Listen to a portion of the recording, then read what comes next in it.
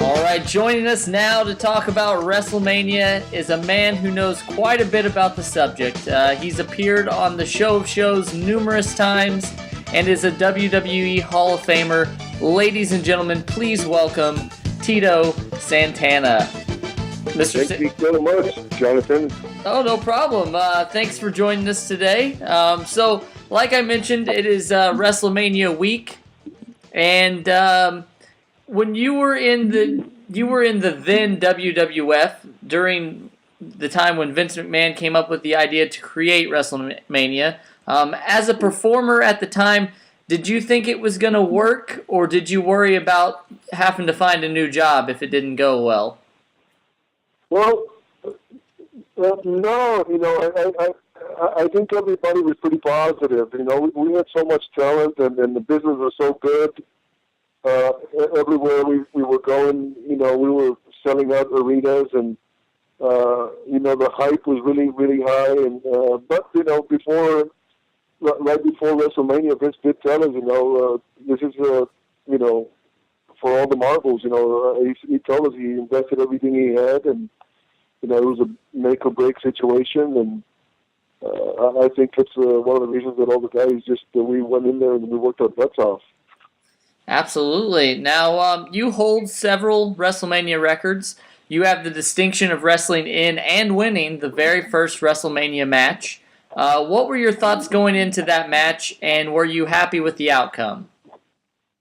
Yeah, I was happy with the outcome. I wasn't too happy that I was fighting somebody that really wasn't established in the WWF. Since I had a real hot feud with Greg the Hammer Valentine. We had been doing great business all over the country. People wanted to see the match, Tito versus Greg the Hammer Valentine. And I just, I couldn't understand why such a big event and, our match wasn't able to, to be in WrestleMania as one of the headliners. Mm-hmm. Now, you also co-hold the record for appearing at the first 9 WrestleManias. The only other man to do this is Hulk Hogan. What does it mean to you to be able to say that you were a mainstay in WrestleMania when it was still kind of getting its feet off the ground, that they had that much confidence in you to have you at all those shows? Well, the longer, it goes by, the more it means to me, realizing how big it's grown, and for me and Hulk to be, the only 2 wrestlers in the first 9 WrestleManias, it's an honor that I would take for the rest of my life here on Earth. Now, obviously, you were at the first 9, but there's been 31. This Sunday will be the 31st WrestleMania. Do you have a personal favorite WrestleMania memory? God, I mean, they were probably the most memorable WrestleMania for me was when I went back and got inducted into the Hall of Fame in 2004. I wasn't even one of the wrestlers, but once I retired from the WWF, I really didn't hang around. I did commentating for a year, but I didn't watch, the matches. I kind of, started a different career. I'm a school teacher, and my family was important to me. So when I got invited to be inducted into the Hall of Fame in 2004. I had no idea how big WrestleManias had grown. And Vince McMahon, my family from Texas came, and Vince McMahon sent 2 limousines to pick me up at the airport with my family, and we drove into New York to the hotel. And,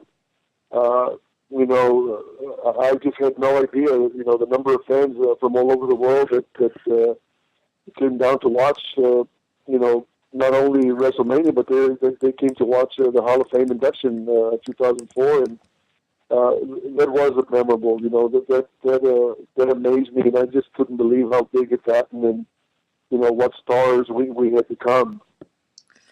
Now, you like we've mentioned now a couple times, but you wrestled WrestleMania 1 through 9, and do you happen to have a favorite one of those that you competed at? Uh, I, I, I have to say that I really enjoyed wrestling against Shawn Michaels Mm-hmm. in LA. I believe it was WrestleMania 7 or 8, if I'm not mistaken. It was 7. Uh, I wish we had just had more time because he was such a good worker, and uh, I think I was over pretty big in LA with all the Mexican fans there, and I just wish that we had we would have had, even though I ended up putting Shawn Michaels over, the people still enjoyed the match, and I just wish we had had more time. Okay, now you competed in several different types of matches at WrestleMania. You were in singles matches, tag matches, and you were even in some battle royals. Out of those, which do you think was your favorite type of match to compete in? Well, I did well with the WWE in tag team matches, and I did well in singles matches. And to be honest with you, I preferred to wrestle on a single match because I knew that I was a good wrestler and I could carry the load. And when you had a team, a partner, you had to worry about your partner and is he going to make it? Luckily, I was involved with good partners. Ivan Putski was my first tag team partner, which we were champions, and then Rick Martel. I was very lucky that I had good guys, that were very dependable. And but even with Rick, something happened where he had to take some time off, and that broke up the team. So I would prefer always to be in a singles match. Now, when you were wrestling in the WrestleMania 2 and WrestleMania 3, you competed in battle royal situations, but one of them was with the WWF versus the NFL. Was there any added pressure for that, or did you feel like it was just another match? Well, I think it was just another match. You know, it all the guys that stepped into the ring in that era were, they were such good guys, that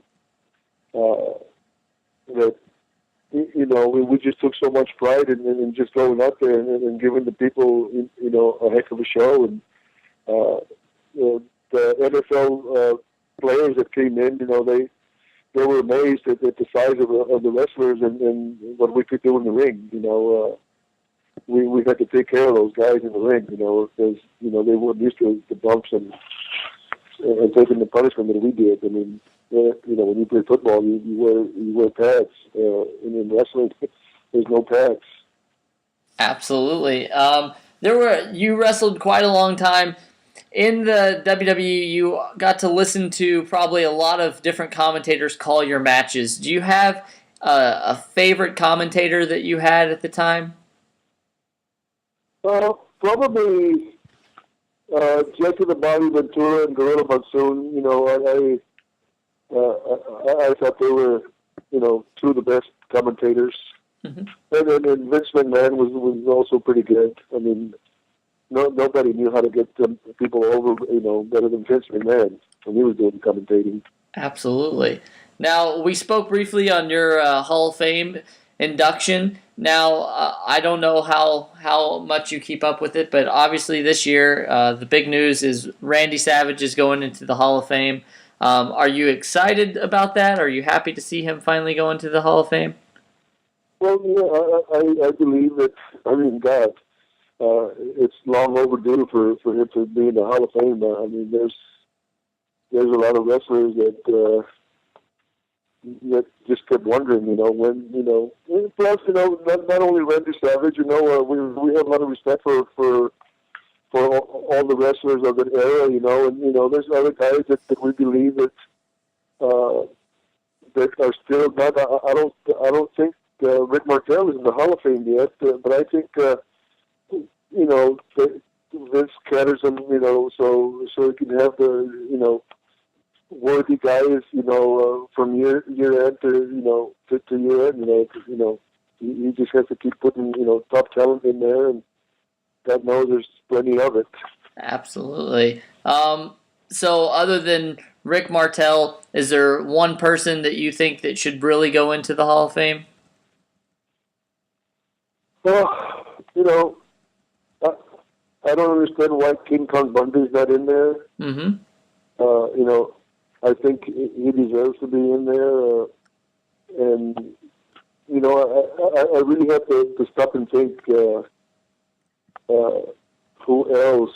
I mean, I don't really keep up with it that much. Mm-hmm. Mm-hmm. So I don't know if Terry Funk is in there. Is Terry Funk in the Hall of Fame yet? The Funks went in, I think, 2 years ago. It was the whole Funk, the whole Funk family. So yeah. Oh, okay. Yeah.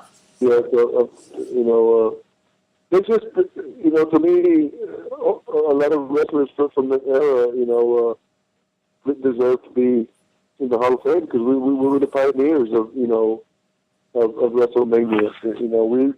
We were right there when I remember going to in 1984. When the expansion started, when we started going to LA and Detroit, and I mean we wrestled.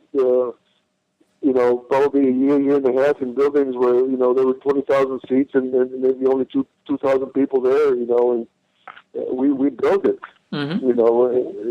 And so we were the pioneers. I mean, so hard work. I mean, we took a lot of pride in we knew what we had to give the people, and if we gave them good wrestling, they'd come back.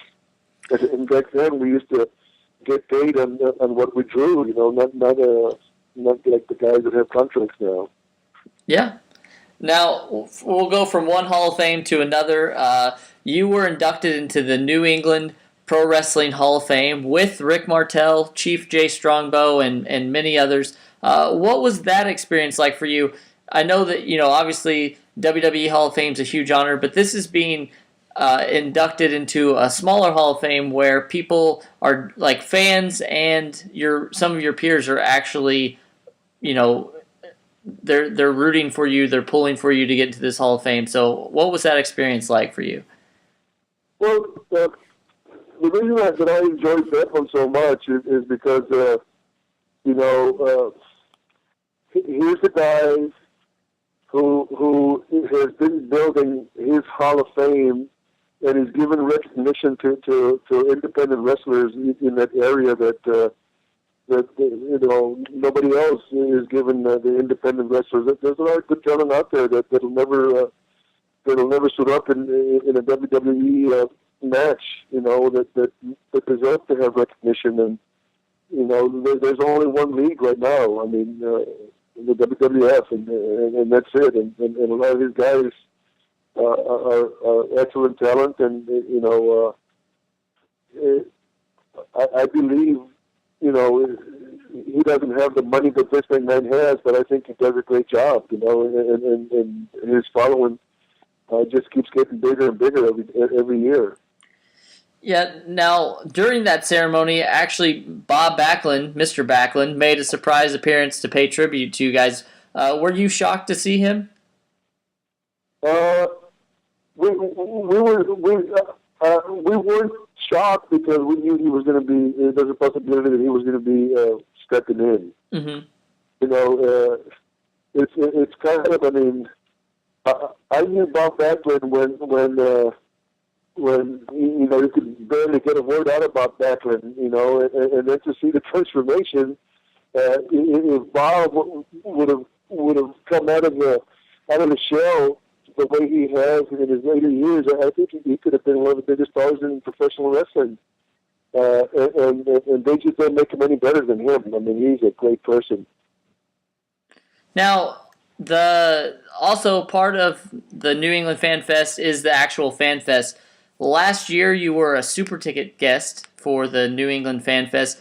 What did you think about that part of it and all the fans who came out to see you?